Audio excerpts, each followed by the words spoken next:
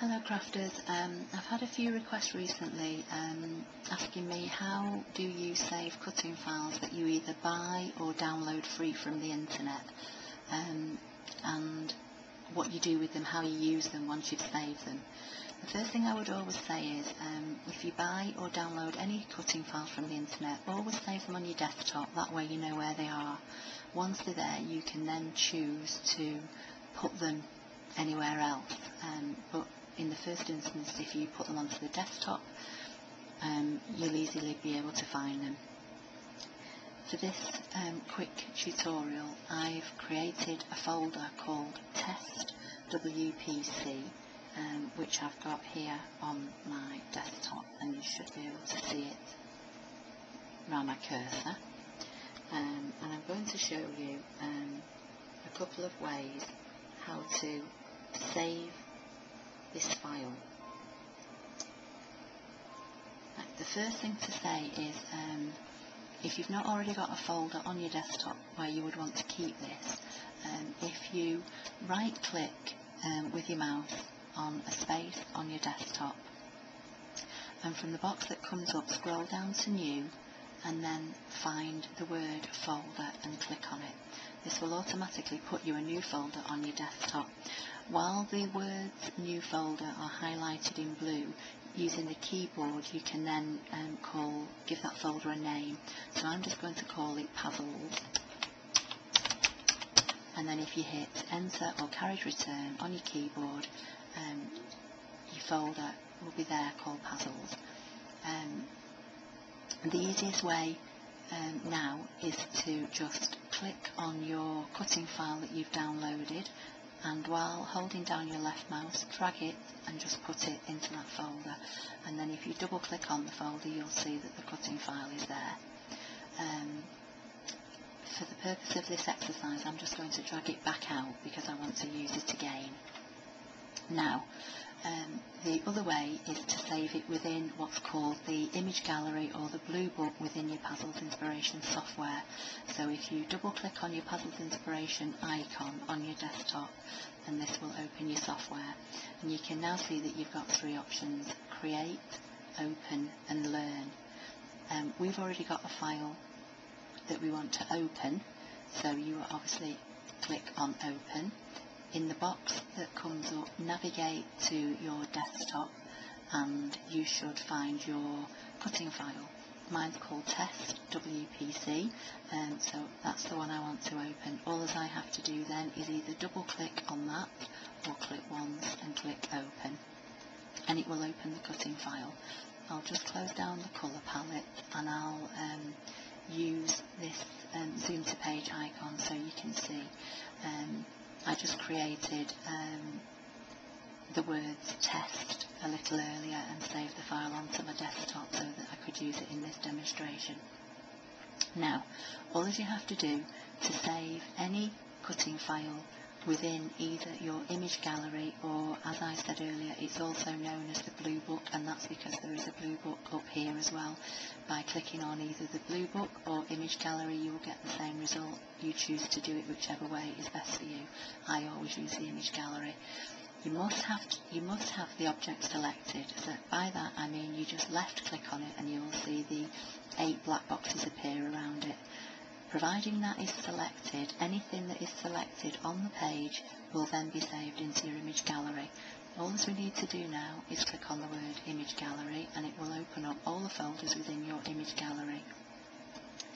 You would just, using your scroll bar, scroll and find the appropriate folder that you want to put your file in.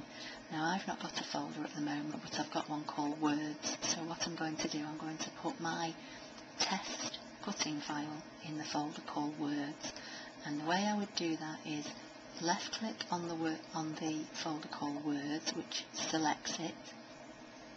That means that's the folder that we're now going to use. Click on the word add, and then I always click on the update database just to be on the safe side. Now that has put our test cutting file in this folder called Words, and to show you that that has worked I will double click on that folder, and then using the green arrow button scroll down, and there's our test cutting file. Another way to do this would be obviously making sure the word is still selected. Click on Image Gallery. If I didn't have a folder that was appropriate to the design I wanted to save, I can create a folder. So now I'm going to click on the word Create. It doesn't look as though anything's happened, but what this will do, it will create a folder called SPic, and a number. It could be SPic 1042, anything. And these folders are all stored in alphabetical order. The software does that for you. So if we use the scroll bar and scroll down until we get to the S's, we should find a folder, and there it is, SPic 42. Now, if you click on it once to select it, and then click once again on the words SPic, that will make the words SPic blue, and this means you can now name that folder. So for this exercise, I'm going to call it text, T-E-X-T, click enter or carriage return. And again, because these folders are automatically stored in alphabetical order, it's now changed our SPic 42 folder to a folder called text, and it's here. So we have to do the same thing. Click once to select it, because at the moment we've just got an empty folder. Our words underneath are still selected. Click on the word Add, and then click on the Update Database. Now, if I double click on the word, on the folder Text, you'll see I've now got my test folder. And that's all there is to it. If you put a file in the wrong folder, all you have to do is, say I've got two folders here now called test. So if I wanted to get rid of one, if I left click, sorry, that's selected the folder now. If I right click, it brings up the cutting file in a bigger area, and all you have to do then is left click on the icon that looks like an eraser or rubber, and it will ask you, do you want to erase this image? And if you say yes, it will erase it. If we close that down, I'll just get rid of that extra word down there. That's just the file I opened a minute ago.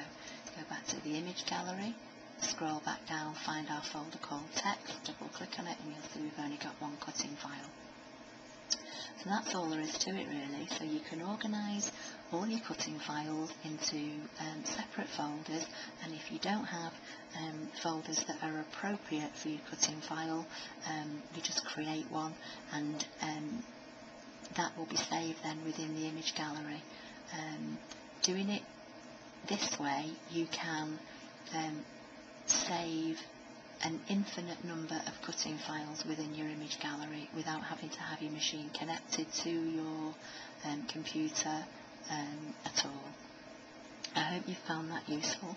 If you do have any questions, you can email me at info@a&hcrafts.co.uk, and I hope you found this video helpful. Thank you.